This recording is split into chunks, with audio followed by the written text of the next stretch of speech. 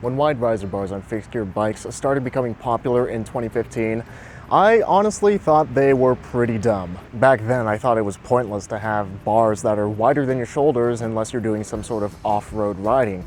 There didn't seem to be very many benefits, plus there's the drawbacks of being less aerodynamic, not being able to split lanes as easily, and in some people's eyes, they look kind of silly on track bikes. But then I rode a fixed gear with wide risers and my eyes were opened and I immediately became a convert. This is the case for wide risers. What's up, I'm Zach Alardo. Life is short, but don't make it shorter, so be sure to ride your bike every day to be reasonably dangerous, and consider subscribing and liking the video so YouTube knows to recommend you more fixed gear videos just like this one. In this video, we'll take a look at the pros and the cons of wide risers to see if they're right for you. And thanks to Wabi Cycles for sponsoring this video. If you want to learn more about the only bike that I own, and consider sticking around till the end of the video to learn more about Wabi Cycles. Back in 2015, everybody was saying that wide risers are just a fad and that they serve no purpose other than to make you look like a MASH SF wannabe. But lo and behold, almost 5 years later, wide risers are still around. For some people, it's their #1 handlebar type for the fixed gear, and they've even started coming stock on fixed gear bikes. So what exactly makes wide risers so great? Well, the main benefit with wide risers is that you get a whole lot of leverage. It makes it easy to manhandle the bikes and to lift it up curbs and swing it around potholes, which is how a lot of fixed gear riders ride their bikes. All that leverage gives you a lot of control over the front end, making it great if you frequently ride with a front load, like with a basket or a front rack. A lot of bikes can feel really squirmy and unpredictable when riding with a load up front, and wide risers solve that problem. That wide stance, that leverage and control over the front end also makes wide risers great for climbing and descending. Wide risers allow your chest to open up and allow you to breathe deeply while you're climbing or doing sustained sprints. And during steeper climbs, fixed gear bikes can get pretty squirmy in the front end, but that leverage mitigates that and allows you to climb a lot more confidently compared to bars that are only as wide as your shoulders. That wide stance also allows you to distribute more of your weight over your front wheel, which is beneficial for fixed gear climbing. And the confidence that the bars give also translate to the descents. Because of boring math that I won't get into, wider bars naturally give you more control over how you steer your bike, making them descend more confidently than skinnier bars, which is especially important if you are descending brakeless. I don't recommend that you do, but if you want to, wide risers are better suited for that. And risers in general give a more upright riding position, which generally is more comfortable for people. And if you're riding in the city, it lets you to see over traffic more effectively. The biggest advantage of wide risers, though, is really subjective, and you either really like it or you just don't get it. And that is, wide risers are just a ton of fun. When I first sprinted around a block with a bike that had wide risers on, I immediately just thought, this feels right. All that leverage allowed me to sprint more confidently than ever. The bike felt well planted and under my control, and it was satisfying to swing the rear out and whip out some skids. I admit that this is going to sound pretty dumb, but with wide risers, having my shoulders naturally rest in a wider stance made me feel more confident and more manly.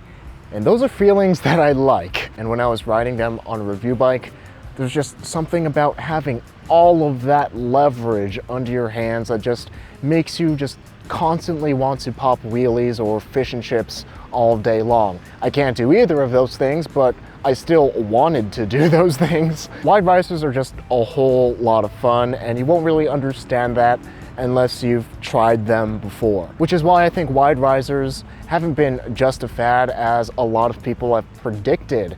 They're a whole lot of fun to ride, and people ride bikes for fun. They're not perfect though. When I was buying my set of Nitto noodles, I was strongly considering getting a set of wide risers instead. It turns out they have enough drawbacks to make me personally not want to use them as my only handlebar on my own bike. Obviously, with wider handlebars, it becomes a lot sketchier to split lanes in heavy traffic. And headwinds can be a bit of a pain since that wide stance is decidedly not aerodynamic.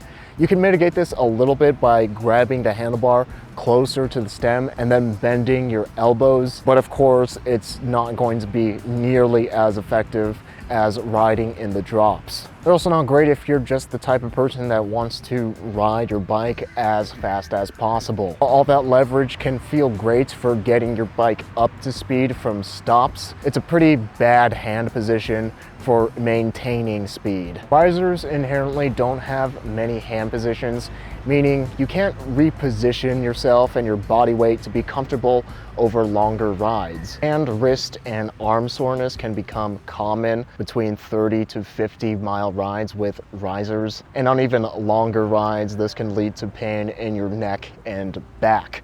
But as always, your mileage may vary. Personally, I can ride comfortably for 70 plus miles on risers. Those are some pretty big drawbacks, but goodness, they're a whole lot of fun. So are wide risers right for you? If you're the type of person that prioritizes fun above all else on your bike, and you like to mess around on your bike, you like to whip out skids, you like to pop wheelies, you like to do fish and chips, and if you mostly ride short distances, or if you don't mind having limited hand positions for long distances, then wide risers are definitely for you. Their pure fun factor is by far their greatest advantage. And if you do want to try them, here are some important things to keep in mind. They definitely aren't for everyone. And when you try them out, you might not like them, but life goes on. But if you do like them, you're in for a treat, and it's a new way to experience riding your bike. Wider bars also have a longer reach, which means you will probably need a shorter stem. Holy sh! Pardon the interruption, but Thailand is kind of crazy when it comes to wildlife, and there's a whole bunch of ants that just started swarming my table. There is no one and done formula when it comes to calculating how short your stem should be. Rather, the best method is to ride your bike and see what's uncomfortable and adjust from there. Because everybody's physiology and tolerance for discomfort is different. Just know that wider bars need shorter stems, and the wider you go, the shorter of a stem that you'll need. And if you don't want a shorter stem because they can honestly look pretty ugly because you're trying to maximize your fixie points, well, you'll also be maximizing your carpal tunnel syndrome points, because if your stem is too long and you have wide risers, your wrists and your hands will be kinked at a weird angle. So get a shorter stem. And as for specific widths, I personally like 60 to 63 centimeters, and wide risers often come in a lot wider, sometimes 73, sometimes even 80 plus if you want to get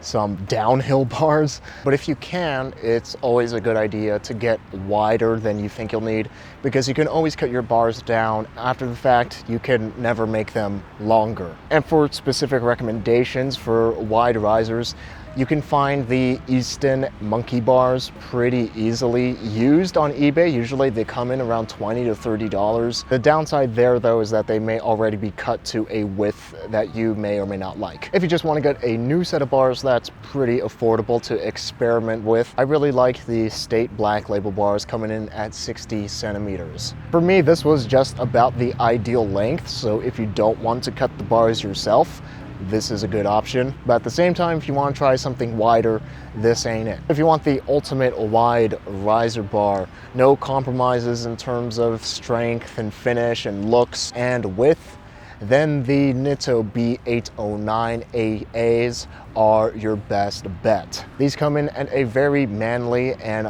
badass 730 millimeters, plenty wide enough for whatever fixie shit that you want to do on the street.